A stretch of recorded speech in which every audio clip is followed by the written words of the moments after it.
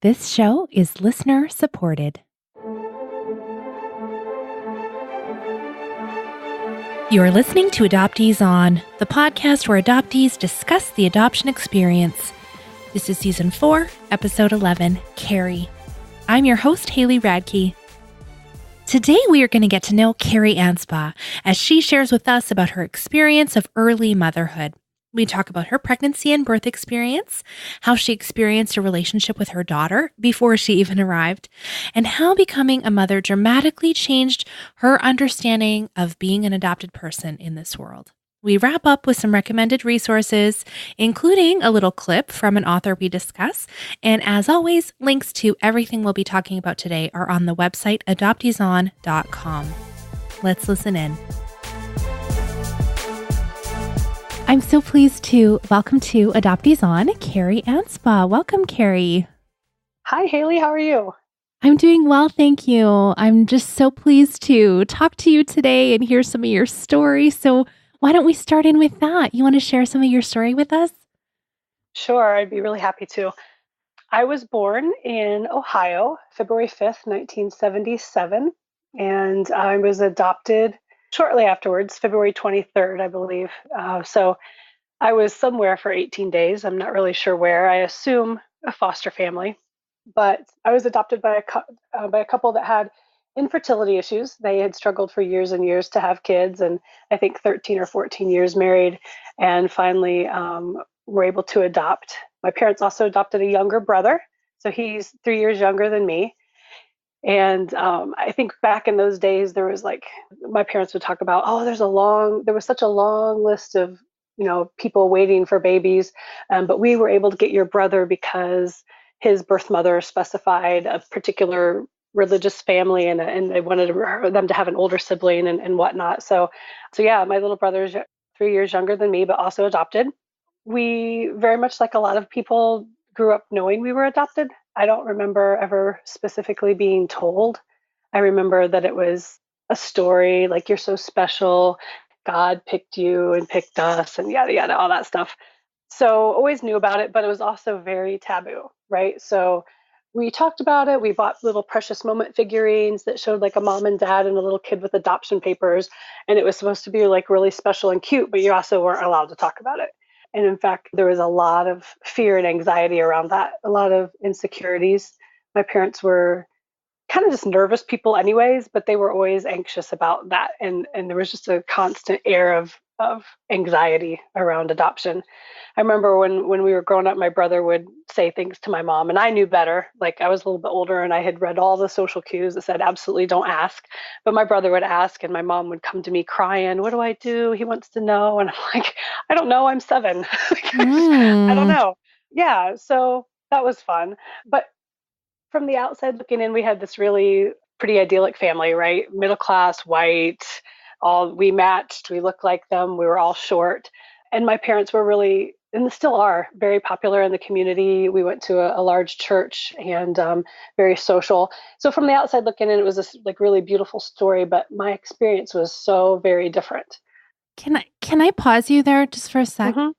So you said you look like your adoptive parents. Did you ever have anyone say to you, "Oh, you look so much like your parents"? Yes. And then what did you do? Because I had this happen to me all the time because I too looked like my adoptive parents.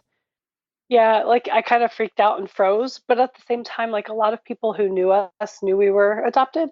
So when it would happen, I'd be like, "Oh, really?" Because those aren't my parents. Me too. I said that. I was like, "Oh no, I'm adopted." I would say it loudly and proud, and yeah, okay. Yeah. Okay, sorry, go on. I was just curious about that. That's fine. Yeah. So, but like I said, so from the outside looking in, everything looked really perfect, but inside I was living like a total nightmare. And some of it had to do with adoption, and some of it was just my family and things that were going on. So I haven't unpacked it all, but I know that there was just a lot of anger. I never could do anything right. I was the classic disappointment, right? I was not their child. And I think that every time they looked at me, it was painfully obvious. And we were just very different people, right? So we just weren't matched spiritually and like socially and psychologically. And to this day, we still struggle with that. We're just not the same people. We have very different outlooks and views in life. There was a lot of, when I look back, I remember being like a problem child for, probably my late adolescence to early teens. But then, I was in a lot of trouble and a lot of anger and yelling and screaming and hollering and stuff like that. But then when you look back, it's like I really wasn't doing anything. I was like talking in class and getting in trouble, or, maybe I got a C instead of an A. But back then, it felt like I was just this horrible kid. And there was a lot of verbal abuse in my family too. So a particular time when I remember, and I mean, it's one of those things that I've revisited in therapy 100 times, and it just has never, I've never gotten over it, and I'm still working on it. But I remember it vividly. I was in my bedroom and I had done something. I didn't listen to my parents or whatever, I don't know. And my mom was just raging at me with such furious anger, and her face was bright red, and she was screaming. And she was like, I don't know why God is punishing me with you. And of all the beautiful babies in the world, why we got the most defective one. And what did I ever do? And I hate you. And I wish we could take you back, but they won't let us. And just that kind of stuff over and over my whole life. So I really grew up thinking I was the worst child in the world and that I was God's punishment to them. And so that was pretty hard. And knowing that they wanted to give me back and they would have redid it, I kind of felt the same way. It's like, yeah, can you take me back? Because I don't want to be here. So we struggled for a lot of years, but then finally I decided that, you know what, I got to survive. I got to turn 18 and get out of here, because I was really not well. I mean, I was suicidal as a junior high kid and had ulcers and all these things. And I just decided, I'm like, I got to get better. So I live and I can get out of this place. And again, if anybody who knew me and my family would know that that's how I was feeling, they wouldn't have ever put that together. Do you know what I'm saying? It was just a complete mismatch from what the world saw to what was really happening. So I did. So I became the perfect child. So I quit the rebelling and the being angry all the time, and I became daddy's little girl and mommy's little princess. And I did everything perfect and right. And I excelled at everything, and I won every contest and every scholarship, and became just the ideal person, so that maybe everybody could quit yelling and it would all go away. So I did that. I went to college. I married my high school sweetheart when I was 20, and basically it was like, okay, I get to start over again. And so I'm like 20, I'm newly married, and I thought this is the beginning of it all. I was on top of the world. I escaped these people. I get to write my own story now. I get to start all over. And then just kind of the adoption issues started hitting one after another. And everything that I thought was my parents' fault, turns out it was stuff that I was still carrying with me. And so I spent really the next 20 years trying to prove my worth, justify my existence, not kill myself, not Mm. succumb to depression. It was really just that kind of thing. And I was in therapy and working on things, and my therapist would bring up adoption. You guys talk a lot on the podcast about adoption, competent therapists and things like that. I think I had one, I just didn't know it. And she would, and a lot of the therapy modalities, especially that newest one you guys just talked about, the family systems. Internal family systems. Yeah, internal family systems. She did a lot of that work with me. We went back and found parts of myself and tried to integrate them and bring them into wholeness and that kind of thing. And so she actually kind of suggested looking for my birth mother. And it was something that was always kind of the back of my head. And I thought, okay, sure, we'll do this. Of course, I went out, and it was probably late 90s, early 2000s. And I went out, and there was a lot of those internet places where you could register yourself. And then if your mother or father was out there looking for you, they would connect you and whatnot. And so, of course, I was so excited and so sure that she was looking for me. I couldn't imagine a world where she wasn't looking for me. And I thought as soon as I put my name out there that, it would be a day or two and she'd be running and wanted to find me and all that kind of stuff, all those fairy tales that we have. And she didn't, of course, she wasn't looking for me, and neither was my father. But I did connect on some message boards and found a search angel in Ohio, actually, somebody who, and this was before you could petition. In Ohio now you can petition and get your adoption records, but back then they were still closed. So I knew my date of birth and I knew what town I was born in. And I gave her those two things. And she went to the Columbus courthouse and found the birth records for that hospital that day. And there was, I think, four babies born that day. All of them had mothers and fathers. And then there was one baby that was unnamed. And then in parentheses, it had my birth mother's last name. And so she sent me that information. And so then I had something that I could search with. And so I held on to it for several months. And then my husband and I were like, one day I was like, let's go to the library in the town that I was born in and let's go see what we can find. And less than an hour later, well, I had what I thought was my birth mother's name. Turns out that she's a triplet. So there were two girls and a boy that were sister or siblings, right, born on the same day. Wow. And one of the two girls was my mother. So I found her that quickly. And it was really one of those strange things, like a small town. You took the last name, and turns out her mom and dad were still living in the same house that they were living in when she gave birth to me. And all the records, I mean, there was only one of those people in that town with that last name. And then I was able to cross reference some records. I knew approximately like her age when she gave birth. So I looked in the yearbooks, and right there was a picture of two of them, two of the triplets, two girls, and I knew one of them was my mother. So in looking up those records, I found that she had a younger sister who lived in a town really close to me. And I thought, well, so I wrote this letter, and I said, well, I'll send it to her and she'll be able to tell me which one of her older sisters is my mother. And so I wrote the letter, and just like, I mean, my story is very similar to so many stories I've heard on here. I rewrote it like 15, 20 times and agonized over every word and bought the perfect stationery and, all that stuff. And I'll never forget, like, it's one of those, like, I have like 10 or 15 moments burned in my mind of my whole life. And actually dropping that letter into the mailbox was like one of those moments when time just stood still. I thought, well, I can't go back now. This is it. And I was mostly afraid of what I would find out. No, the fact that she ended up not wanting to see me never crossed my mind. So that Mm. wasn't even anything I was prepared for. But I put the letter in the mail, and 24 hours later, I had a call from my aunt saying, "You found us, and we always knew you would find us, and we were so excited." And she talked to me for a little bit, and but then said, "Well, I have some really bad news for you. I contacted your mom, and your mom is this one." She gave me her name, but she doesn't want to see you. She doesn't have anything to do with you. And I'm like, I just couldn't breathe. Like, I couldn't imagine that that would be real, you know? And I have this ability, and I don't know if it's an ability, but I have a tendency to pretty deeply disassociate in strongly stressful situations, right? So it was happening and I was 1,000 miles away, right?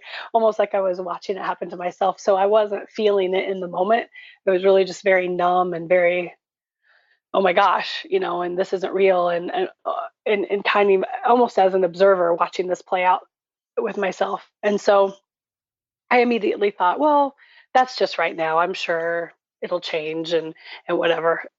And so that very weekend, so that was the call was like on a Wednesday or a Thursday, and that very weekend, my aunt was at my house knocking on the door, and she drove me to her house, and I met all the extended family, all my cousins, and her family, and she sat me down and showed me tons of pictures about of my mother and her parents and all this kind of stuff. And she really just did a total dump of family history and welcome to the family kind of stuff. And it was very overwhelming, as you can imagine. And so, long story short, her and I built a little bit of a relationship over the years. She introduced me to my half brother. So I had two half brothers. Part of the reason that my birth mother said she didn't want to meet me was that she was in a complicated relationship with her husband. And then also, she was in a bad place in her life. Both of my brothers were in prison. So that was kind of an uncomfortable thing for her and something that she was ashamed of. And so, anyways, when one of them got out, I got to meet him. And then maybe like a year later, my aunt introduced me to my grandfather. And so all this time, like when I heard that my mother didn't want to talk to me, when I met all my extended family, all of it very non-emotional for me. You see all those reunion stories about people crying, and I think Amy and her mom were on one of your episodes talking about their reunion and how it was, it wasn't that picture perfect reunion, right? But when I met my grandfather, it was. It was like like when I met him, I'm like, I know this man and I've known him forever, you know? And I immediately was just totally in love with him. And I have no idea what it was about him. But like it was it was the first time that I'm like, that's my kin, that's my people. And yeah, so I cried for like 3 days after I met him, like uncontrollable sobbing. It was very, very impactful to me. And I only met him once. He, but I do remember the very first thing he said to me was, "We begged your mom for her to let us keep you. We wanted to raise you. We wanted to raise you. We loved you before you were even born, and we wish that she would have done that. And we did everything to try to convince her of that. So that was really, really sweet. Mm. I think that's something that we all want to hear, right? Mm-hmm. That we were wanted. Yeah. Yeah. So that was pretty amazing. After that, we just really kind of my birth mother did call me on the phone, and she gave me her version of the story of her pregnancy and relinquishment, and then just said, please respect that I can't have a relationship with you now. And so I let it go. I let it go for like 15 years. And I was heartbroken, but I also was kind of deep in my own just healing journey of so many different things. And as I got stronger and as I got more and more confident in the world and sure of myself, I spent the next 15 years like building my own foundation. Like I didn't need her anymore, you know? Like, all right, you close the door, that's fine. I accept it. I I long for you. I would give anything to know you, but I have to build my life. I can't wait around for all of this. And so I spent a lot of years just doing my own personal work, putting my roots down, being into all kinds of creativity and exploring all myself and all the people. I think, that's been one of the hardest things for me as an adult is that I think sometimes as adoptees, we put on so many different masks. We can be so many different things for so many different people because we feel that that's what's needed to be accepted and to be loved or to be seen. And so I had so many talents and so many things that I could have been or could have done. And trying to sort those out and figure out who I was and all of that was just the work that I did during that time. Mm. So 15 years, 16 years, my husband and I were just living and doing our thing. And I think one of the other ways that my adoption had affected my life was I was not even remotely interested in becoming a mother myself. And I told myself for a lot of years it was like, oh, because I'm a feminist, right? A lot of it was we just weren't getting pregnant, right? So we naturally just weren't conceiving, and we kind of like we tried for a little bit and it didn't work out, and we were both like, ah, whatever. And I remember as the years went by, almost every year on our anniversary, we would kind of talk like, "Hey, should we do something about this? Like, should we have kids? Do you want to have kids? I don't know. What do you think?" And so 18 years went by of that kind of activity in our marriage, and we just never decided that we were going to go do it. And part of that, I think, was because, I was very keenly aware of the pain that infertility caused my parents and a lot of people around me, right? I saw a lot of people go through ruined marriages and broken lives because they wanted kids so bad. And I was very judgmental of that. I was very, I don't know, and maybe some of me was like, well, I'm higher minded than that, whatever. But a lot of it was my own anger around being a commodity, being something that somebody could go get and buy, and being available for in the first place. And my parents' infertility issue, why did that have to be my punishment for life? I felt like that was kind of how it was. And so I just was like, I'm not doing that. But then one day we were pregnant. And I was like, okay, Jason, what are we going to do? And he's like, well, we're going to have a baby. I'm like, are you sure? Like, do you think we should do this? He's like, no, I think we're ready. And I think we were. So that was in 2015. I found out 3 months into my pregnancy that I was pregnant because I wasn't expecting it. And I think that that's kind of, I would say that's kind of when round two of my coming out of the fog stuff happened. It was because I was going to be a mom. And that was obviously a pretty loaded thing for me. So that's a little bit about my story. Yeah, a lot, Just a actually. little snippet. Yeah. Carrie, can you talk about just being pregnant and what that brought up for you? Because I remember, when I was pregnant, some of the thoughts I would have were like, oh my goodness, like my mother experienced this as well. And what was she thinking? And I was really relating it back to her. What was your experience of that? I wasn't doing any of that at all, actually. So I was still pretty disconnected from that. And I wouldn't say that I never thought of it because a couple times it would come up, but mostly when it did come up, it made me really angry, right? Because I was so in love with this little being inside of me, already. And and you know how you do those pregnancy things and you see each week like they're the size of an apple or a grape or a Mm, cantaloupe or whatever. And I remember back when like Lucy was the size of a grape and I knew her already. I felt like I knew her and I loved her and I was very much aware of the fact that there was a soul emerging from inside of me and I couldn't think about my birth mother because I couldn't imagine how she could do what she did, right? How could she could relinquish a child or let somebody go? So I had to put it out of my mind because I really wanted to just focus on what was happening with Lucy and I and the relationship we were building and starting and I was just I was I remember all the years before being so afraid I wouldn't be a good mom because in my mind, how can a good mom give their baby away? And then if my mom could do that, well then that's certainly inside of me, right? And I was just sure that I wasn't made for motherhood. But then when I was a mom, it was completely different. So I didn't really have a lot of that, and in fact, I woke up to a lot of that post Lucy's birth. So, but yeah, the experience of being pregnant was amazing, and I felt attuned to Lucy right away. In fact, we had this part of our pregnancy where we had just found out her gender. I think it's around week 20 when you do that. And we were trying on some different names, and I had this name picked out, and I was completely in love with the name Amelia. I was just like, oh, that's going to be her name. And I was trying to convince my husband, and he liked Lucy. And I was like, oh, that's cute too.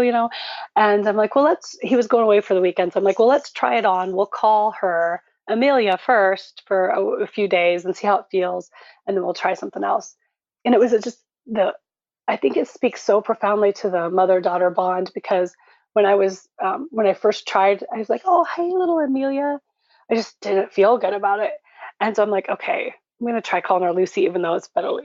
And I said, "Oh, hey, little Lucy," and immediately I just felt this warmth go through my whole body, like she picked her name. Like I don't know. It's just that kind of stuff just seems so amazing to me, and I think again, I was during my pregnancy, all these adoption related issues kept stacking up in the back, like that, like, oh my gosh, my mom and I were attuned like that. We had to have been, or we could have been, and so I was building up all of this during pregnancy and then and during birth, all this new awareness of loss that I wasn't dealing with because I was so happy.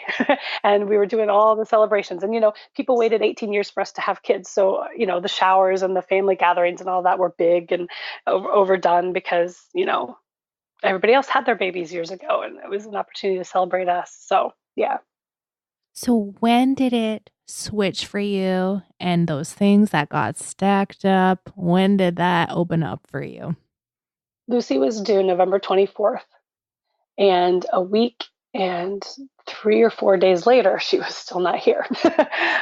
So we'll back up just a bit. I was planning a home birth for Lucille because right away I was very, um, I was like, I'm doing it.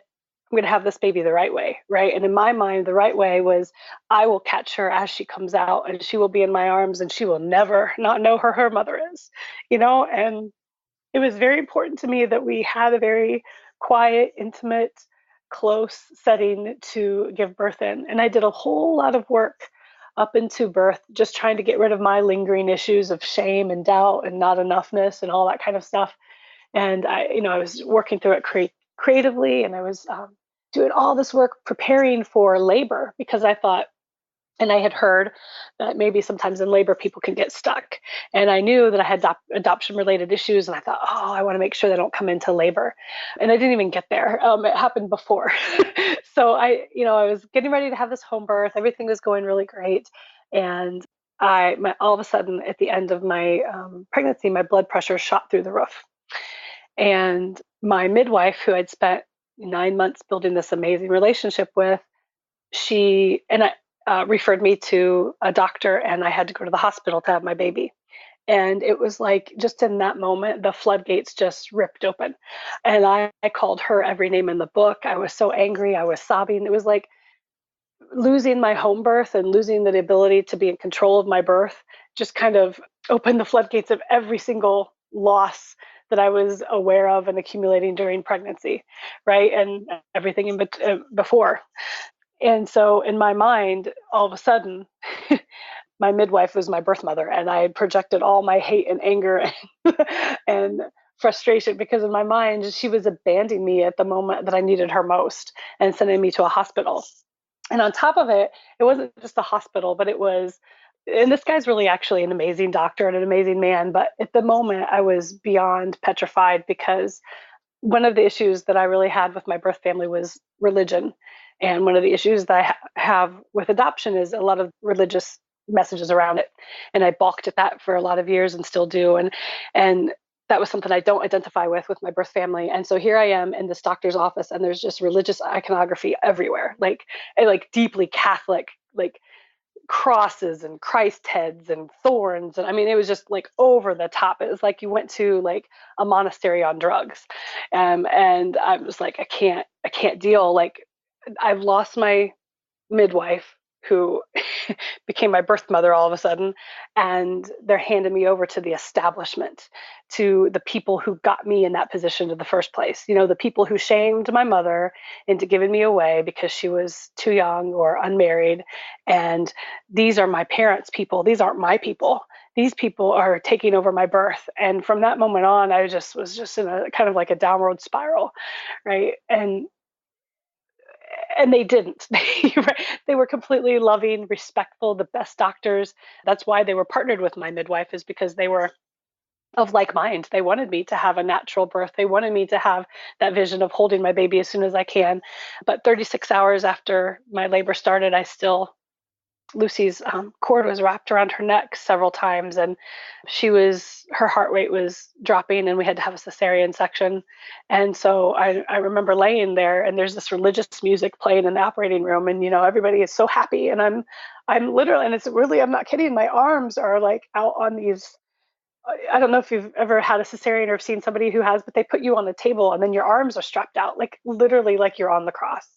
I'm not even kidding you. And I'm laying there, and I'm like, don't lose your like, you have got to keep yourself together for this baby, because she's going to come out and you're going to need her. But at the same time, like, it was all happening, right?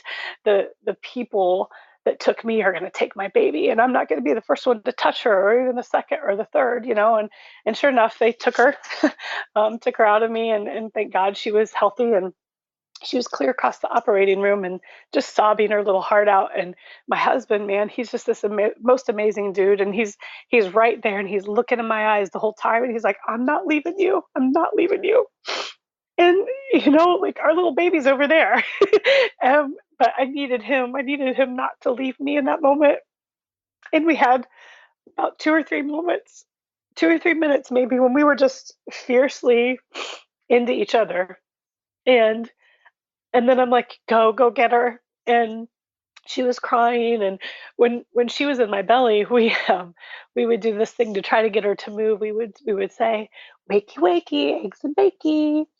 And so she was across the room crying. And I'm like, Lucy, wakey, wakey, eggs and bakey. And she immediately stopped crying. And the doctor said her head just whipped around. And so Jason went and got her and brought her to me, and we've been together ever since. But I really relived the whole adoption trauma in my birth. it was tremendous, a tremendous experience. And I had been up for like 3 days trying to get labor started and to get her delivered. And then once they put her in my arms, it was like she's never leaving. So the next 3 days, I don't think I slept either. And I had a cesarean, so I was healing from that. And we were doing what we were doing, and we were nursing and we were establishing that relationship, and everything was really, really good. But I hadn't slept because I just couldn't take my eyes off of her. I just kept looking at her and looking at her. And I mean, she looked at me right. She looked just like me, right, coming out too. It was just amazing. But I remember that my husband was like, well, it's like 2.5, almost 3 days after I gave birth. And he's like, we got to get you standing up and in the shower because it's about time to, be checked out of the hospital. And I had forgotten to get my pain meds. Like I was trying to be as natural as I could. So I didn't want I mean, I would skip pain meds frequently. And this time I had skipped too many and I couldn't even stand up from the pain. But I had gotten myself to the shower.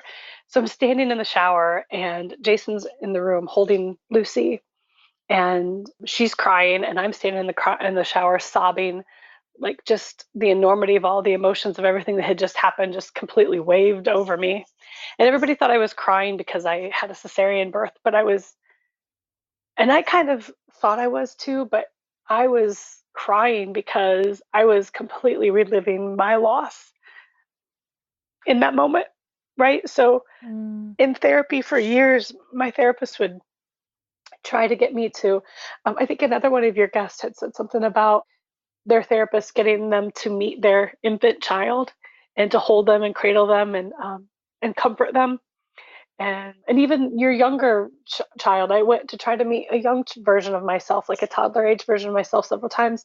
And literally to the day before I gave birth, I couldn't meet her. I had so profoundly taken on everybody else's belief that she was not worthy, to the point that we tried to go there many times and I never could. I could never hold her, or I could hold her, but I could never look at her and find compassion for her. But when I held my own baby, that's when it hit me. So I was deeply grieving for all that I lost, and also profoundly happy. But that's when it all hit me. And then in all the moments afterwards of being a parent. So like I said, I came out of the fog years ago. I knew a lot of the things I dealt with were adoption related, but I finally got to that core and was able to, in Lucy, see myself and forgive myself and love myself, probably the first time in 41 years. So pretty amazing.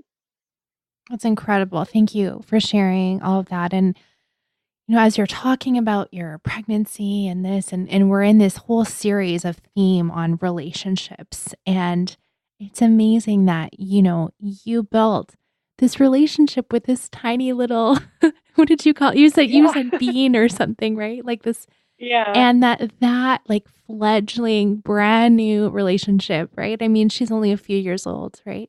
Now. Yeah. She's 2.5. Yep. So 2.5. That like has led you to this new understanding of yourself. And I don't know. I have goosebumps. Yeah. That little monkey came and healed a really stubborn part of me.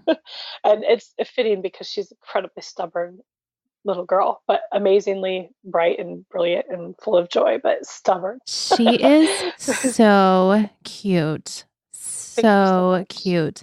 So Carrie shares pictures of Lucy on Instagram, and like they're so, oh my gosh, they look so much alike. You wouldn't even believe it. Like, so it's just, yeah, so cute. Wow. Okay. That was like, that felt so like, I don't know, like what an intimate, like, sacred moment. Thank you for sharing that. You're so welcome. So she's only 2.5, and yet, like, you just having this birth experience, like a few days and like coming up to, having to go to the doctor, and then, birth takes a long time, blah, blah, blah. Right. Like that is like a huge amount of information compressed into a very small right time period. Yes. So how do you feel about yourself now?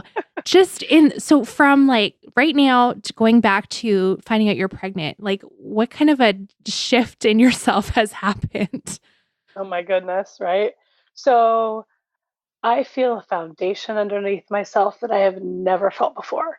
I have never felt so strong and sturdy in the world. And that transformation, I think, gave me that. I feel like my feet are planted and I'm rooted in a way that I've never been before. And I know that the birth process and just being connected to Lucy has been that for me. I feel fiercely sure of my purpose in this world.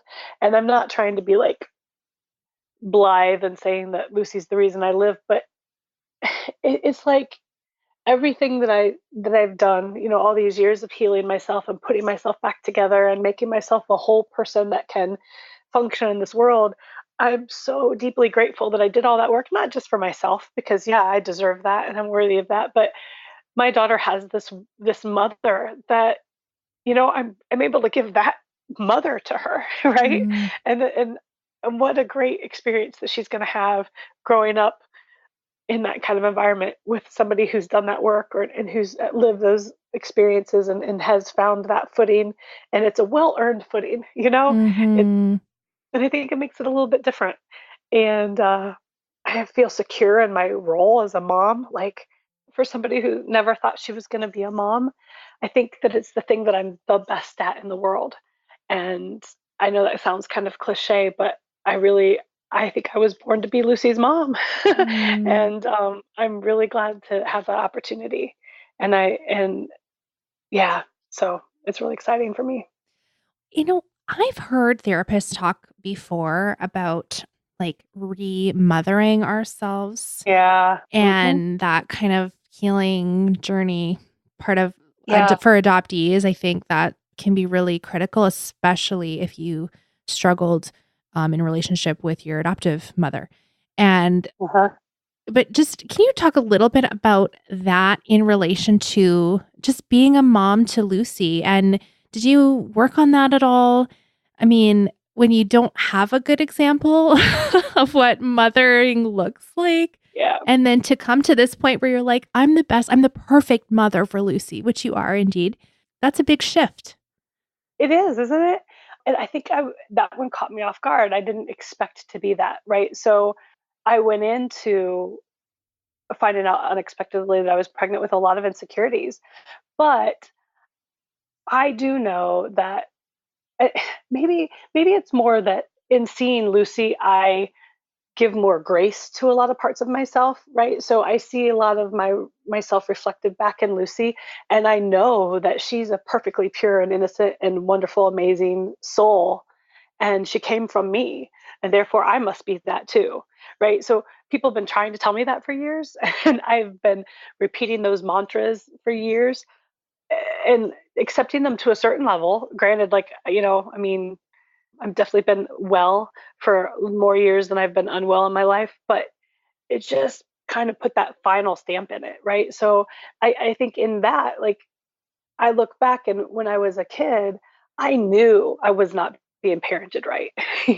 I knew things that they were saying were wrong and they shouldn't be doing that. And there was a little piece of inside of me that stayed alive all those years that said those people were wrong. I'm not God's curse. I am a perfectly fine human being. And so there was that little piece of Carrie stayed alive all those years. And Lucy just gave light to her that I couldn't give myself. And that's kind of the gift she's given me. But I still get insecure sometimes, like one of the things that I want to make sure I give her space in the world, right? Because I was never given space to be myself, and I was never seen. So I want to make sure I give her that. But then I also have to balance that with, like, I am her parent, right? So it is my job to rein her in and give her boundaries and things like that. So I play with how much is too much, freedom, and how much limitations should I give her, and what, and I work through those intellectually. But I think before the healing, those would have felt like bigger crises than they feel like now. Mm. Now they just feel like, hey, I'm a really competent mom asking really valid questions. And before that piece of me was healed with Lucy, it would have been like, oh my gosh, it would have been some big thing or big crisis or whatnot. And like I said, I'm just so much more centered and grounded in the world just Mm. by the fact that she's here. Can you share just one thing with us about what it's like for you and Lucy to like a little special thing about your relationship with your daughter? Well, she says this thing, and I don't know where it started or what it's about, but she will put her little hands on my face and she goes, "You're my mommy." And I'm like, oh, it breaks me and makes me full of love at the same time. But like, where she ever got that or why she ever started doing that, I don't have any idea. But you're my mommy, like what 2.5-year-old says that with such earnestness, and she looks in my eyes like, sometimes I think that she might be like a little bit higher evolved being than I am, because she seems to just know stuff, right? You're my mommy, and just little things like that are really cool. Yeah, that's my favorite. That's so special. I love that. And then and then also too, like she's got this little there's a little piece of her that's a very caretaking, very watch out for you kind of thing. And she'll be like, "That's okay. Don't worry, mom. I got it." Like I'll keep you safe. What's wrong, mom? I got it. There's just that little piece, and I'm like, oh, she's so strong. And I think about where she's going to go in this world without all that trauma and stuff to overcome. You know, glad that I got to do it, and I'm glad that I successfully did. But man, how amazing her life's going to be void of that. I'm sure I'll screw her up in other ways, but she will always know who she is, and she will always know that she's loved unconditionally. Yes. So yeah. Oh, that's so good. Okay. Is there anything I didn't ask you about that you really want to tell us before we do recommended resources? I don't think so. I guess the only just a little piece of my story that I didn't get to share was that so I started texting my birth mother when I was pregnant with Lucy because I felt that, man, it might be kind of important to connect. And then once Lucy was born, sharing pictures with her via text and sharing a couple like small conversations, but nothing big. And then on Mother's Day, after hearing one of your episodes, I decided that I wanted to reach out and see if we could do it again. And so I texted her and said, "You want to meet Mother's Day morning and have a hug?" And she was like, "Yes." And so I took my husband and my daughter to meet my mother. It was the second time I was meeting her, the first time they were, and we're gonna see what we can do about having a relationship. So Uh, that's exciting. So she kind of brought my mom and I together again too, and softened my heart towards her and that relationship. And we've got a lot to unpack and to figure out, but I'm looking forward to doing that work.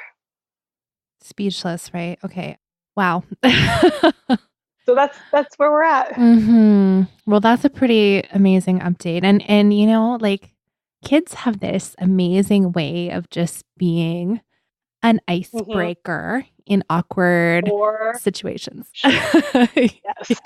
And that made it so much easier, except for I think I shared one of the things that I was like, "Stop looking at my daughter. This is all about me." Like, look at me.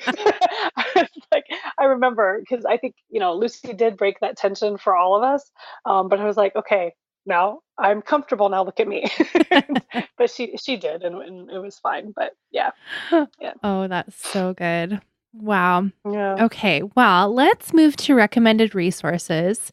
And I noticed an article going around recently, and it is by an adoptee who she's actually just released a new book. But this is a specific article, and then I'll link to her website and her books and everything so you can check her out. But her name is Jessica Sun Lee, and she just released this article called "The Pain of Infertility and Why I Won't Adopt." Ah, And so it's going around because it's so powerfully written from the perspective of an adopted person and someone who's struggling with infertility. And, so many of our adoptive parents, yours included, Carrie, mm, they struggled with infertility, and that was the impetus for adoption. And she just talks about that experience, and it's quite interesting. And Mm.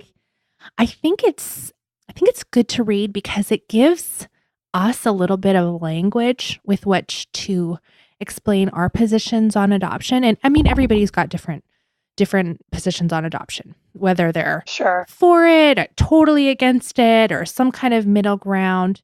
But we often have people coming to us and being like, okay, well, so you're against adoption, but what about in this situation? Or what about this or whatever? Right.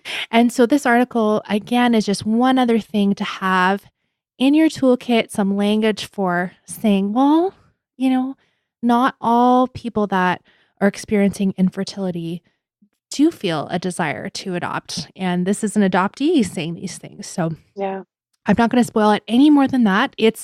Oh, that's awesome. I can't wait to read it. It's really Yeah. great. And she's an excellent author. And I haven't read her new book, but I've seen people posting about it and I've seen people really loving it. And I'm going to say the name of it, but I don't know if I'm saying it right. This is Haley from the future. And I'm interrupting because I actually got a special message from the author I'm just talking about right now. And I'm going to let her tell you what her new book is all about. Hi, this is J.S. Lee on Adoptees On, here to tell you about my novel, Codium.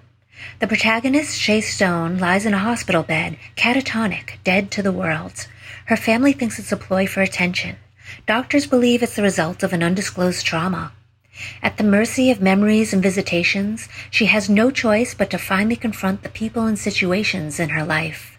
This forces her to reconcile buried secrets and ugly truths that may have led to her collapse. Codium threads through one Korean-American adoptee's life of longing and letting go. It tackles complex issues around race, identity, gaslighting, trauma, and the survivor's journey. It exposes covert narcissistic abuse and how it compounds the primal wound. Woven through its heartbreaking fabric is a story of love and resilience.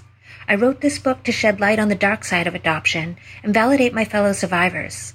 Readers have called it liberating, thought-provoking, and inspiring. Ask for it at your local bookstore or find it online wherever books are sold.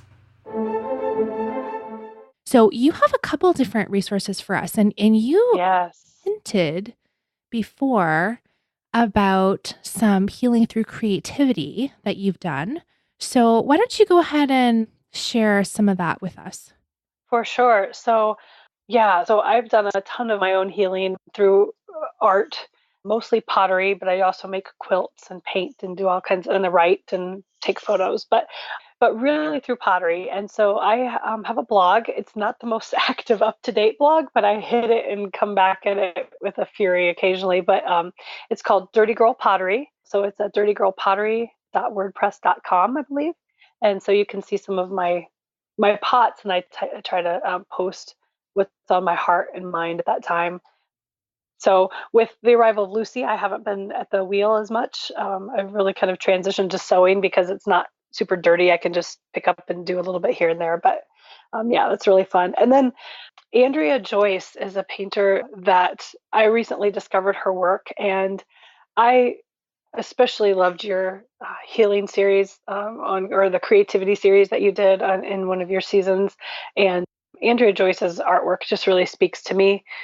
Her images are really powerful and moving, and I really find that she's an adoptee also, being very, very open and expressive about her experience and what it feels like to be an adoptee and the experience that we have in the world as we interact in social situations. So I would highly recommend that.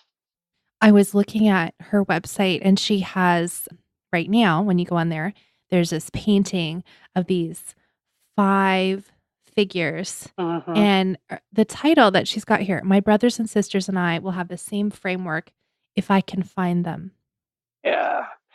So, yes, it's extremely moving. Yeah. She's pretty awesome. And you also sent me a link to this book, Centering in Pottery, Poetry, and the Person. Can you tell us a little bit about that? Yeah.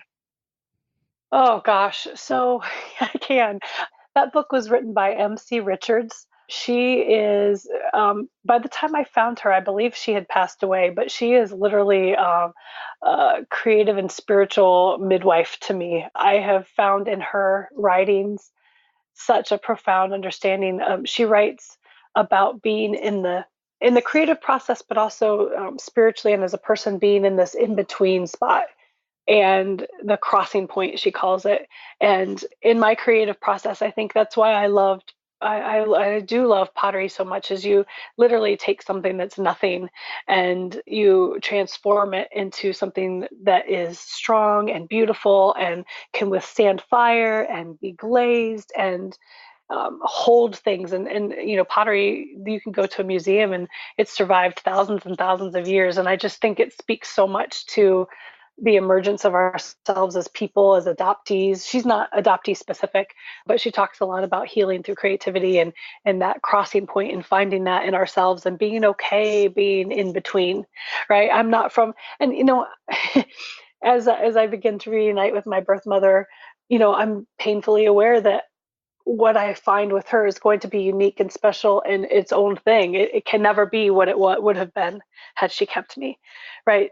So I'm not of that family, of that tribe. There's pieces of me that I'm sure I'll understand and put together and see and be grateful for, but that was lost. I can never get that back. And reunion with her isn't going to do it. It's just going to be a new thing. And I'm not part of these people either. I'm forging my own path. I'm in between worlds. And while I think that brings a lot of despair for adoptees, I think it's also the greatest gift. And if we frame that properly and really use that to harness and give energy and power to ourselves, I mean, I think that some of the most amazing things can happen and some of the most brilliant creative work can happen. And we're seeing that with a lot of the people that you talk to on your show and things like that. So yeah, that book is phenomenal. It's a great book. It's so neat to see a different form of creativity that's so tactile. Like, and you've got these beautiful photos of things that you've done on your blog. I was scrolling through it and I love how you explain that, like, these things can last for thousands of years. And it's just one more aspect of healing through creativity that people might find really helpful, because, some people are like, not into painting or writing or whatever, but like getting like dirty and like, my goodness, let me tell you, my 4-year-old son is obsessed with dirt. And oh, that's awesome. Maybe he should be into pottery because he's like, so muddy all the time. Anyway. That's so cool. Well, thank you so much, Carrie. These were so great. And I know I tell people like, just one. These are awesome.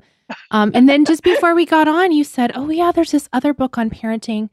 And I just want to mention it, and we'll link to it too so people can find it, because it pertains to some of what we were talking about today. So you want to just tell us about that as well? Yes, it's called Parenting as Adoptees. And I don't know how to pronounce these folks' names, but it's Adam Cho and Kevin Ostfalmers, I believe. And it's a quick, easy read. It's a pretty thin book, but it's a collection of essays that adoptees who have become parents, they share a little bit about how parenting is different or unique for them because they are adoptees. And I found that really interesting. And some of them have natural children, some of them have adopted themselves. It's just really interesting. And I think that it's a time and a season in people's lives where we wake up to a lot of those latent issues that maybe we haven't healed yet. So great book, good resource. That's perfect. Thank you. Thanks so much for sharing your story with us today and for telling us about Lucy, who just is, I've never met her, but she's a delight in my life already. Thank you so much. And thanks for giving me the opportunity. If you probably couldn't tell, I wanted to tell the story. I needed to get that out somewhere where it mattered and people could hear it. So. It so matters, and it's going to resonate with so many people. Thank you.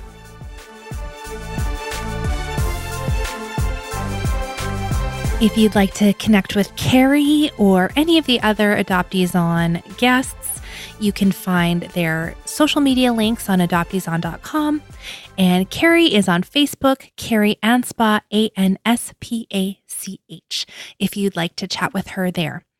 Thank you so much for listening. And I really want to say a big thank you to all of my Patreon supporters. These are people who have signed up to pledge a monthly amount, and they're just saying this show is valuable. We want it to continue, and we're standing behind this work. So if that is describing you, if you think that the Adoptees On podcast is valuable and you would like other people to be able to find it and access this free resource, come over to adopteeson.com/partner and sign up. I have several different thank you gifts for you if you become a monthly supporter, one of which is access to an Adoptees Only secret Facebook group. And we have some pretty amazing discussions in there. There's a little over 100 people in the group right now. So those are Patreon supporters and also some of the former guests of the show. So if you've ever been like, I really want to pick so-and-so's brain, it's a perfect place to do it. You can go back in there, see what discussions we've had over different episodes, or people are like searching. They're in reunion. We've got ups and downs going on. There's happy pictures. There's things that we're really struggling with. And, it's just really an amazing supportive place. So if that's something that sounds interesting to you, it's adopteeson.com/partner. And that support really helps me cover production costs of the show and ongoing future planning and development for other content for adoptees in particular. So thank you for that support. You're literally making it possible for this show to continue. Thanks so much for listening. Let's talk again next Friday.